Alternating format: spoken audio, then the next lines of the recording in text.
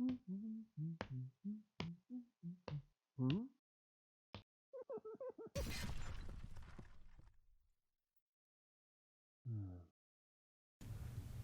right, there's a rule I want to go over in Team Yankee that kind of caught me by surprise.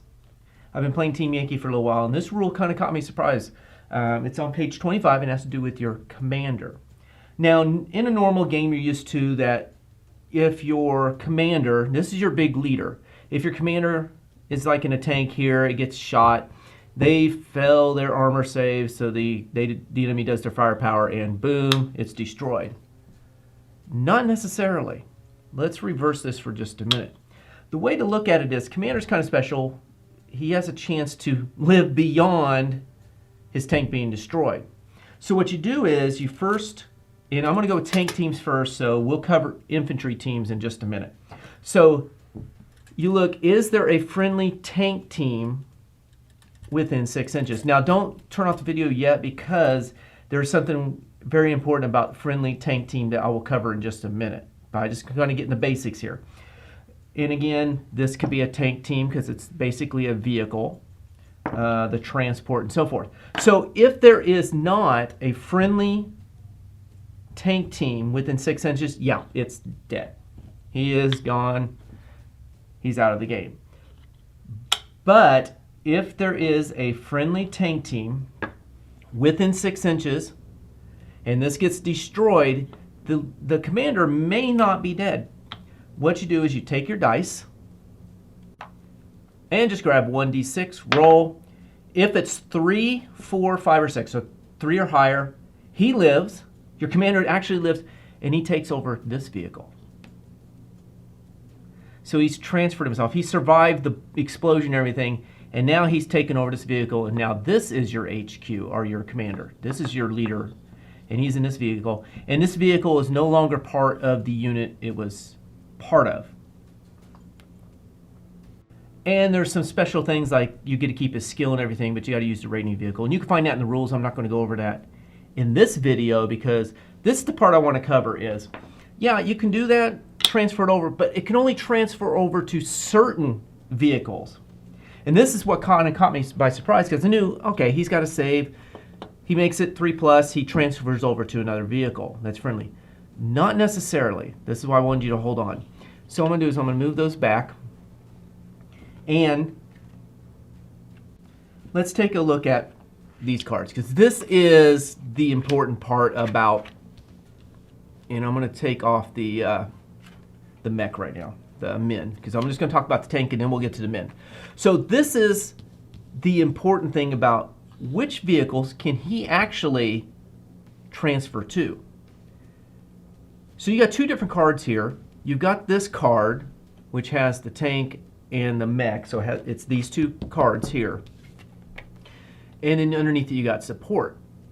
Then on the back of these two cards, you have your formations. So again, I'm going to remove the motor rifle company and just go with this one right now.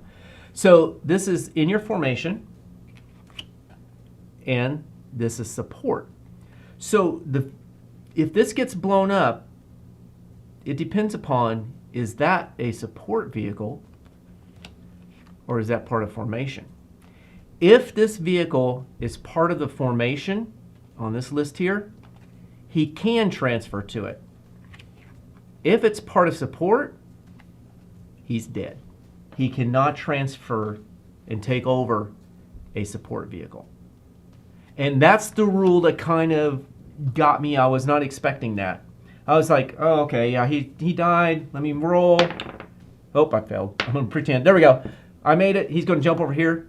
But if that is this BMP-1 recon platoon, this is one of the recon vehicles, let's say, no, he's dead. He's not going to be able to transfer over. So it has to be in formation,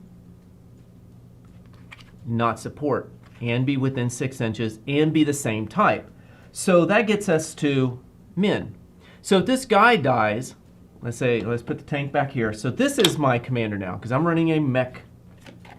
I'm running this motor rifle company. And he dies. He gets his 3+ save. I'm going to transfer. Well, he can't. he can only go to another infantry team. He can't take over a tank. If this is the commander, he can't take over an infantry stand. So it's tank to tank, infantry to infantry. Now let's say these are within 6 inches of this one. This is our commander and he dies. He is removed. Yep, made the save. So he is actually still in the battle. Do you want to replace this one and make that your new commander, or that one? So it doesn't matter which one. You choose one of them, put the commander stand there.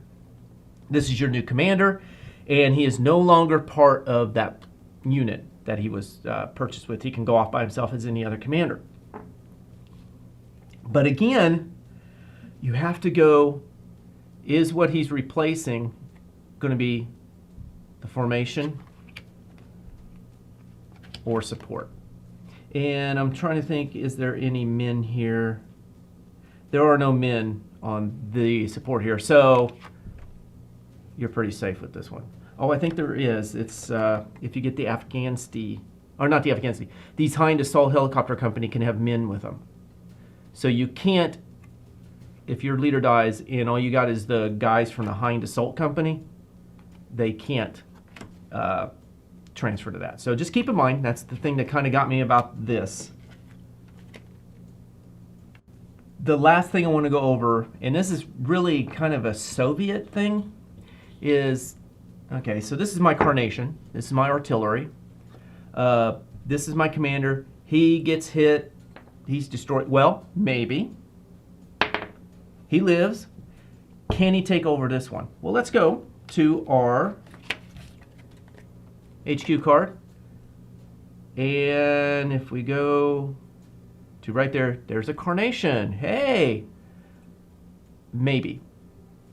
This is one thing I've got to be careful of, because in support, I can also buy a Carnation. So this Carnation here, is it part of formation, or was it purchased as support?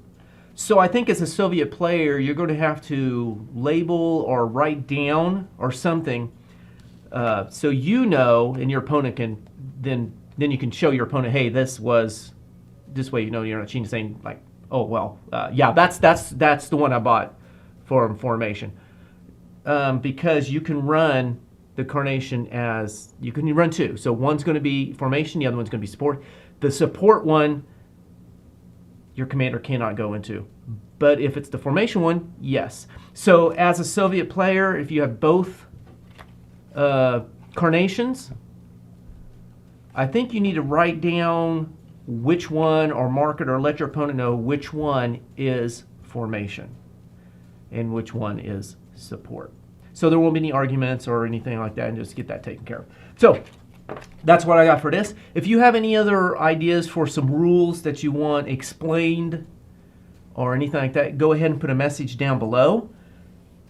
And if you like this video or any of the others I've done, go ahead and subscribe and share with other people. And as always, have a good game.